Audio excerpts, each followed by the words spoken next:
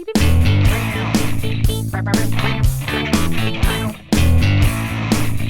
gonna rock down to Coaster Avenue.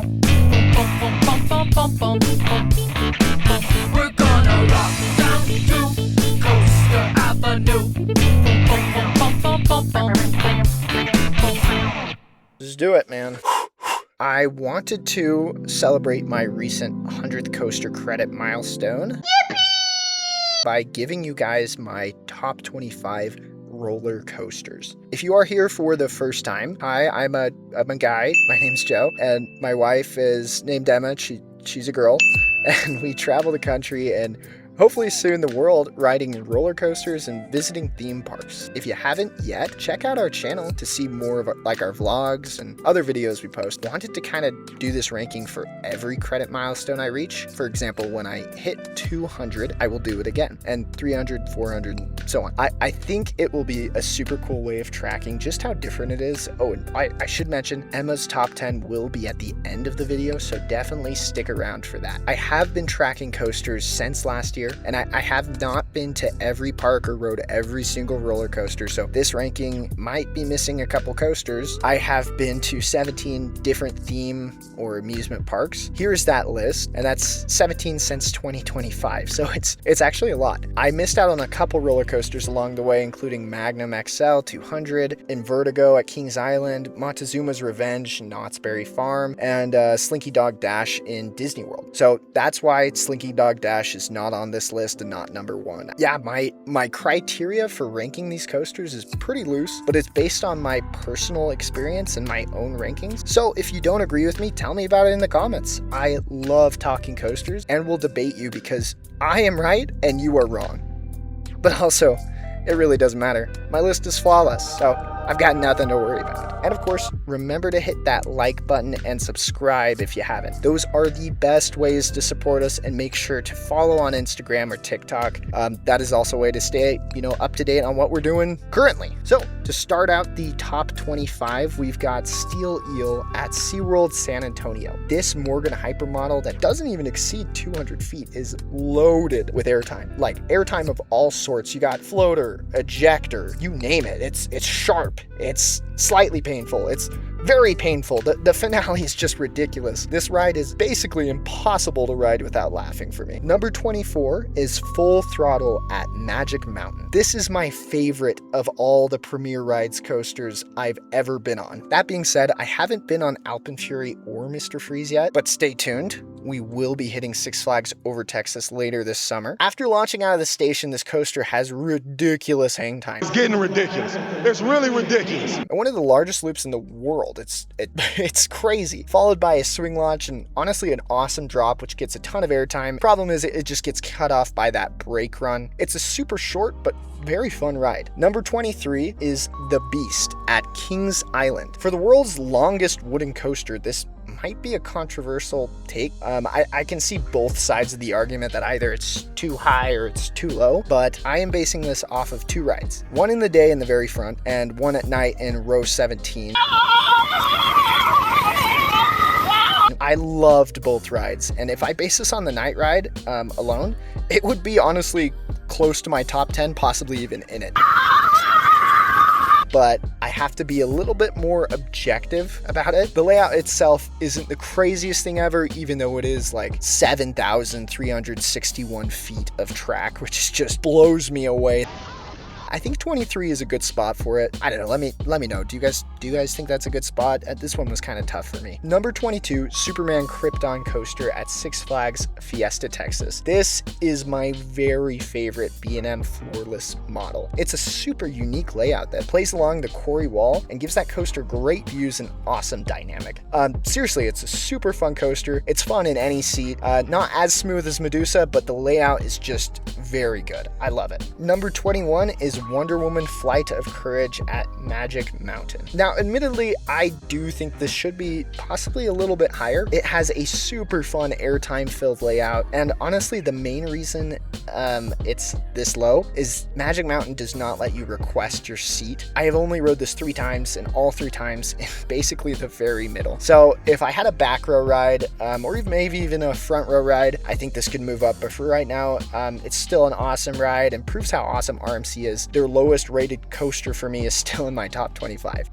Number 20 is Banshee at Kings Island. This beast of an invert is the longest of its type in the world, and its layout is amazing. Such huge elements that really do hit, like each of them. My only gripe with the coaster is those terrible vest restraints, but once you get over it, this is an awesome ride from drop to brake run in the front or the back, and it owns the spot as my favorite B&M invert for now. Number 19 is Joker at Six Flags Discovery Kingdom. I have been on 4 total RMC hybrids that use their iBox track, and each of them is on this list. They are such unique coasters that always run smooth and always deliver. Joker is notably my least favorite, but still is a great ride. The twisted drop is great, and like every other RMC iBox, the airtime is stupid. Number 18 is Tatsu at Magic Mountain. This is one of, if not the most intense roller coasters I have ever experienced, and it is all because of one element, that pretzel loop. Oh man, it is so forceful. It feels like an elephant just sat on your chest after a ripe Taco Bell meal and then just started taking a fat dump on it. It is to date the only coaster I have ever blacked out on, and for that, it definitely deserves a spot here. I think 18 is pretty valid for it. Yeah, let me know. I know a lot of people have this a little higher. It's really intense, so it's hard to re-ride, but I have it at 18. Let me know, is that a good spot? I don't know. Number 17 is Cannibal at Lagoon Amusement Park. I'm lucky enough to have this insanely unique coaster in my home park. The first drop from 207 feet up, taken at 116 degrees, is enough to make it elite. But then the rest of the layout is actually really good. Some wonky inversions, including this lagoon roll, but amazing coaster that should honestly be talked about more. Number 16 is Millennium Force at Cedar Point. I know this is kind of low. I am not hating on Millennium Force at all. I love Millennium Force. The world's first Giga is nothing but speed in an awesome time. If you hate on Millennium Force, you suck straight up. Not actually, but it's so fun and impossible to feel anything but joy while riding this bad boy. Moving on to number 15, that is Wonder Woman Flight of Courage at Six Flags Fiesta, Texas. I had kind of an idea of what to expect when I rode this for the first time, since I had already ridden Wonder Woman in Magic Mountain, but holy crap. These are not, those are nothing alike. The layout is ferociously violent. The airtime is all ejector, and the whips are just out of this world. It was such a crazy coaster. Just watching it from off the ride, it's like moving at cartoon speeds. It doesn't make sense. I'm super excited to try Railblazer and GCA next month to compare, but this coaster is definitely elite. Next coaster is another out of Six Flags Fiesta, Texas, and that is Iron Rattler. This is, in my opinion, the best coaster in Texas. Its layout is shorter than other IRMC iBox models that I've been on, but the drop off the cliffside feels like it lasts forever. And then the airtime off the wall at the end is just unreal. This has probably my favorite finale of a roller coaster I've ever been on. That drop into the cave and then out onto the brake run, it's just so insane. I love it so much. Plus, I think the trains were originally made by Gerstlauer. Those are so open and free and comfortable. I love those seats and restraints so much. Number 13 is Guardians of the Galaxy Cosmic Rewind at Epcot. This is the best theme coaster in the world. And all in all, it may be one of the best rides, if not the best ride in the entire world. Its theming is out of this world. This ride, in my eyes, is honestly perfect. Is it technically the best coaster with these awesome elements? No, but dude, you are spinning through space to some bangers while saving the universe with the Guardians of the Galaxy. It's so much fun. This is probably the ride I have the most fun on. I cannot wait to go back to Epcot and just marathon this bad boy. Number 12 is Siren's Curse at Cedar Point. Okay, this coaster, it feels so underrated, man. The fact that it's at Cedar Point is actually ridiculous. The tilt, especially in the back, is amazing. Such a unique sensation. The layout is butter smooth and has some great airtime and inversions taken at high speed. The onboard audio is very eerie. See what I did there? Oh my God, bro. Oh, hell no, man. What the fuck? And makes the ride even better. The coaster would be the best ride in the park at so many other parks, but I guess, the rich just get richer in Ohio, bro. Number 11 is Texas Stingray at SeaWorld San Antonio. This is such an underrated coaster as well. The 2020 GCI coaster has a super aggressive layout with sharp ejector, tight turns. Its pacing is so good since it stays so low to the ground for the majority of the layout. And really, it just does not let up until that brake run. Number 10 is Orion at King's Dominion. This coaster gets a lot of hate, dude. I don't really get it. Yes, it's not the longest coaster in the world. The drop is 300 feet. It's a giga, and it is a great drop. It feels like it keeps getting steeper and steeper and steeper, and then you pull up at the last second and go into this great layout. The speed is great. The airtime, especially on this speed hill, is awesome, and it is such a fun ride. I prefer it in front, but the back was also amazing. Number 9 is Accelerator at Knott's Berry Farm. Okay, before you kill me, just let me explain. I am the biggest sucker in the world. Like, this ride, I will admit it, after the top hat, it's pretty boring. But that hydraulic launch is still my favorite launch ever, and it never gets old. I could get on this coaster every single day for the rest of my life, and I still may not get sick of it. That launch, nothing prepares you for it. It is so intense. Number 8 is Diamondback at Kings Island. This was tricky because I do prefer the drop and speed of Orion to Diamondback, but the sustained airtime in its layout is just too good. Easily my favorite hypercoaster, and it ends with that majestic splashdown. Amazing coaster, bro. Number 7, Top Thrill 2 at Cedar Point. This is like the most insane coaster I have ever experienced. Like, dude, I still cannot get the sensation of floating up that 400-foot spike just to drop down into a 120-something mile per hour launch and then rocket over that 420-foot top hat. I can't get that out of my head. It almost doesn't feel real that it exists. And even more so that in the early 2000s, they made this from a hydraulic launch. One launch, 120 to 28 miles per hour. Insane. Number 6 is Mystic Timbers at Kings Island. I am a sucker for a good wooden coaster as well. Not many are better than this one. This was my 100th coaster, which you can check out on our Kings Island vlog. Click here. And it was the right call. The layout is short, but man, is it violent. One of the best paced coasters I have ever been on, and man, does it run well. Front, back, middle, it does not matter. This is an elite coaster, and GCI deserves more respect. Number 5 is Twisted Colossus at Magic Mountain.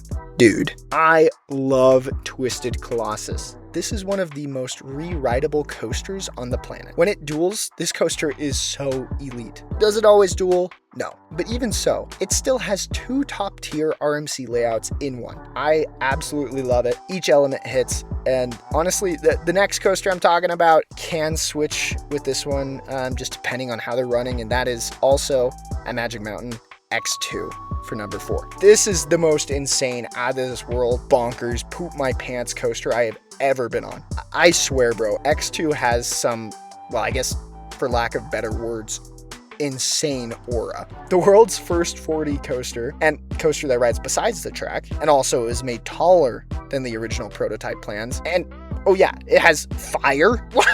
Oh yeah. And it put Aerodynamics, one of the most generational manufacturers, into bankruptcy. Dude, this thing is insane. First Drop is the only part of a roller coaster that actually invoked fear in me. It is an absolutely insane experience, and even though it can run rough or bumpy, in my opinion, that only adds to it. Okay, on to the top 3. We've got Ghost Rider at Knott's Berry Farm. Ghost Rider, before this summer started, was my all-time favorite coaster. It is, in my eyes, the perfect wooden coaster. The layout is so long and so aggressive, and it just keeps getting better as the ride goes on. The drop-off of what was once the mid-course brake run, but is now just a straight track, is amazing. CCI made a great layout, and GCI restored it and made it even better somehow with the retrack in 2013. I love this coaster. I just wish the operations were a little bit better, because even on quiet days, you don't really catch this thing less than 45 minutes, and on those busy days, it's just almost impossible to get on more than once. Number 2 is Steel Vengeance at Cedar Point. What? Steel Vengeance isn't his number one? He's trolling. He's just trying to be different. Blah, blah, blah, blah, blah, blah, blah. Look, I love Steel Vengeance. It is packed with airtime. More than really any other coaster. I think actually more than any other coaster. But beyond the point here. It is an extremely long and varied ride with its elements, and it is definitely the best RMC coaster I have ever been on. Anybody who has Steel Vengeance as number one, I 100% understand. Dude, it is an amazing coaster. That is 100% top tier. It is like this coaster rips in ways I've never even felt before. I love it. I love it to death. I rode it maybe 8 times in one day, and it was amazing. It's number 2 on my list, right? Am I saying the next coaster is a better roller coaster than Steel Vengeance? I don't know, maybe not. But that's the important thing here, is this list is my favorite roller coasters, right? So yeah, Steel Vengeance is amazing. One of the best coasters I've ever been on, but it isn't my favorite. My favorite is Maverick at Cedar Point. That's right, number 1. The original Intamin Blitz coaster, or how they call it now, LSM Multi-Launch Coaster, whatever they're calling it, I don't know. It is my all-time favorite roller coaster. This layout is filled with violent jet fighter-like maneuvers. It is straight up intensity. From the first drop, which is really only 100 feet tall, but drops at an angle of 95 degrees, it is wicked. The following violent turns are sustained with their force and incredibly whippy upon the transitions. The airtime hill offers great ejector and is good in every single row. The only 2 inversions on this layout are the 2 corkscrews back to back. They're super fun because they seem to like speed up after the inversion starts. It kind of creates this cool whippy sensation. I can't really explain it. And then the stop, the mid-course launch. You slow down in this tunnel, sometimes to a complete stop, and then you just hear this beautiful LSM launch noise, bro. Dude, I seriously love that sound so much. Like, you have no idea. It is a crazy punchy launch that takes you up to speeds of 70 miles per hour. It's not up to like accelerators level for that launch, but it's the closest to it I have ever felt. Being in that tunnel also heightens the acceleration. You're seeing stuff beside you moving so fast, you feel like you're going faster, and that probably adds to it. But it's just amazing. And then you go up into that slightly trimmed second drop over the water, which is just an amazing scenic view on or off the ride. I do wish that I could have experienced that Heartline roll that was there originally. They took it out because it was like too intense, I guess. It probably would have killed me, but honestly, I'd accept that death. I mean, that's probably the way I want to go out, is death by roller coaster, but that beyond the point. The rest of the course, you have the stingle dives or whatever, overbank turns, I don't know what you call them. They are so good. You just get thrown and then thrown, and it's, wow, it's just insane. This coaster is like absolutely nuts. Every single element delivers. The 2 airtime hills are very good. This is my type of coaster. It's long, smooth, filled with great forceful elements. The launch in the middle is great and makes the coaster feel like it's even longer than it is, with 2 different unique parts. And best of all, this coaster is very re-rideable. I was lucky enough to have Fastlane for my visit to Cedar Point. I rode this maybe 4 or 5 times in a row. The ride honestly got better each time. I can't really explain it much more than that. In my eyes, Steel Vengeance and Maverick are pretty much equal. This one was just slightly more re-rideable and less painful on my femurs. Sorry, maybe I'm weak. I don't know. I just had a lot more fun on this roller coaster, so it's my number 1. So there you have it, my top 25. If you disagree or think I missed a coaster from one of the parks I visited, please comment below. Like I said, I love to talk coasters, and I will definitely respond. We respond to every single comment. But yeah, now time for Emma's top 10 coasters. My turn. As Joe said, I'm going to be sharing my top 10 roller coasters. My top 10 are very much graded on 1, did it go upside down? 2, did I get sick? 3, does my head hurt? And 4, would I ever get on that again? Now for my official top 10. Number 10, The Beast, Kings Island. I love wooden roller coasters, and I love coasters that have wooden structures. I think it adds a thrill and fear level for me of like, oh, the wood isn't as safe as metal. What am I gonna do? I love the scenery of The Beast, and I love that it is a long ride. It is worth waiting for hours for, because it's not, oh, it's done. Number 9 is the only Disney in this top 10 list, and it's the Seven Dwarfs. It's very nostalgic. It had some incredible thrill that's like based for my level. Like, it was just awesome. It was the start of our Disney World trip, and I love it. Number 8 is Manta in SeaWorld San Diego. Manta has a lot of pretty views. I really like the seating, and it really does feel like you're kind of underwater, so that's really fun.